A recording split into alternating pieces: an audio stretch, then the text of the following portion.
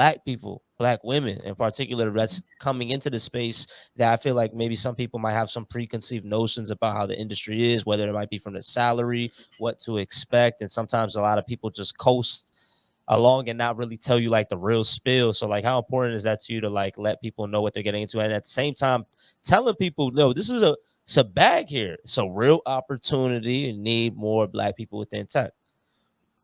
Yeah, I think that a lot of this information, there's not equitable access to information, right? For a lot of us.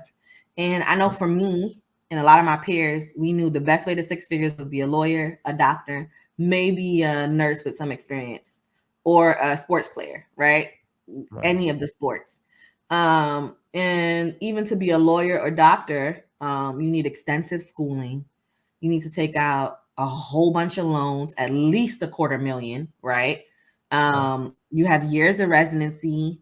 And that's just not possible for a lot of us, right? Some of us don't have the 8 years to go without an income. Most people cannot work and go to medical school or law school. And so for most of us that are coming from middle class or lower middle class families, right? We don't have the time to be in school for 4 years with no income. We literally just can't afford it. So I was like, what are the ways that people are making six figures without going to school that way, or without knowing how to shoot a ball, right?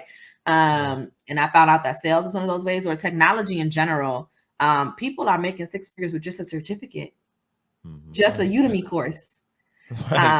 And I think when you share that information with other Black people, you change generations, right? Like a lot of us are going to be the first to make six figures in our family. And after that, it changes everything. You know, it changes everything, because if each of us tell another person, right, then we become unstoppable. You got 5 people in the room, 5 Black people in the room, they each make $100,000.